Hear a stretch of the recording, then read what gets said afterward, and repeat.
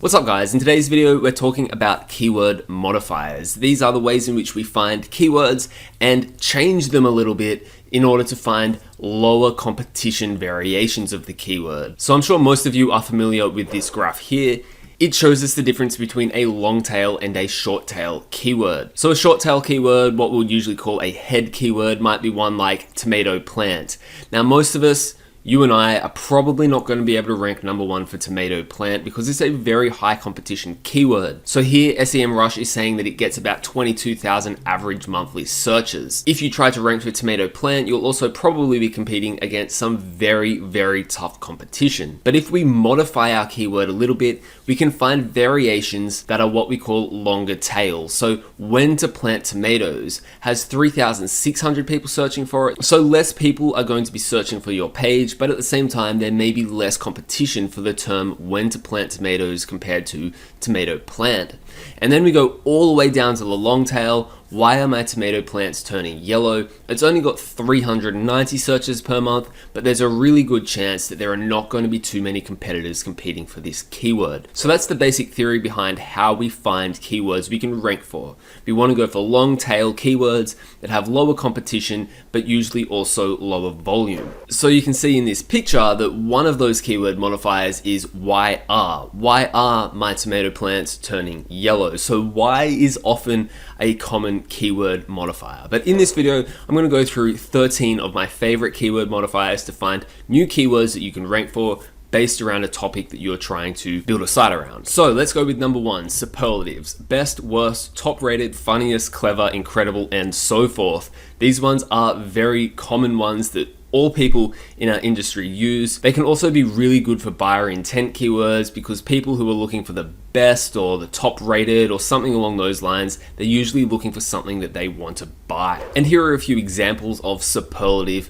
variations. So in this image, we've got best coffee maker with grinder, hilarious jokes for kids, funny jokes for kids. Chances are hilarious jokes for kids and funny jokes for kids are probably going to be competing against each other in the SERPs because Google knows the difference between hilarious and funny is minimal. They mean the same thing. Next one is versus. Versus is one of my favorites. It is often very low competition.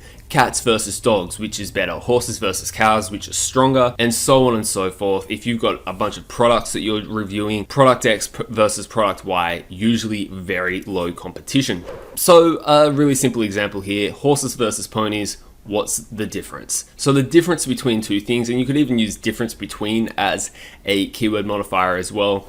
It's a really nice way of finding additional long tail keywords to try to rank around a certain topic. And it looks like I got ahead of myself because number three was differences between, very similar to versus, differences between dogs and cats, etc. So here's an example, how are ponies and horses different? Now there's a good chance that horses versus ponies and how are horses and ponies different are going to compete against each other in the SERPs. So versus and how are things different keywords are often sort of in the same bucket. Next is the pros and cons keyword. This one is awesome for getting traffic to pages that you're monetizing with display ads. There are usually a lot of traffic for pros and cons of certain things. A variation of this is disadvantages and advantages of. So let's look at a couple of examples here. We've got pros and cons of nuclear energies or the benefits of walking your dog.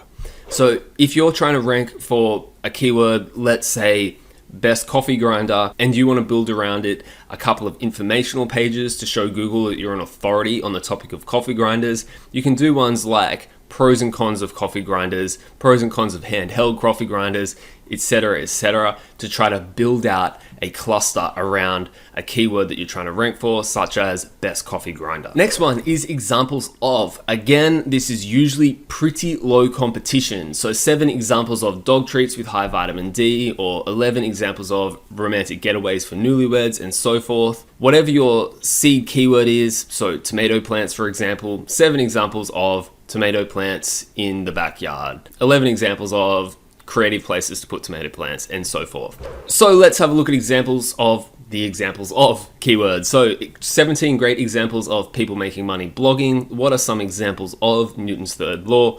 and so forth. And number 6 is types of. Now, types of is a very popular one in our industry, and there happens to be one 6-figure per month blogger that most of us know who is absolutely dominating thousands and thousands and thousands of types of keywords. But we can still try to rank for types of keywords as long as you look at the SERPs and see whether or not there is decent competition for it. Sometimes for me, there is just too much competition for these types of sorts of keywords. Plus, Google has started putting in its own little carousel for types of. So if you typed in types of dogs right now in Google, there's a good chance that you'll see a carousel for different types of dogs that Google has placed in order to prevent people from leaving Google and going to your website. So types of is really good, but is also very saturated. So just some examples of types of. So we've got types of triangles and types of donkey breeds right there. Pretty simple ones. And number 7 is freshness modifiers. So that usually involves brackets year at the end, or in the year, or in the month of the year, or in the season of the year, and so forth. Now, I do have a video on how to automatically insert freshness modifiers with Rank Math. I'll leave it up above. But for now, let's have a look at some examples of freshness modifiers. These include things like the 7 best keyboards in spring of 2021, best running shoe reviews 2021. I love this one. I think it's great for click-through rate, and people do actually search often for running shoes 2021, not just running shoes. So these freshness modifiers are good for click-through rate, as well as just another variation that people are actually searching on Google. Number 8 is gender and age modifiers. So this is anything like for women, for men, for children, and so forth. Now, you can find tons of these on the internet. You can even find entire websites built around products for 7-year-old kids, products for seniors, and so forth.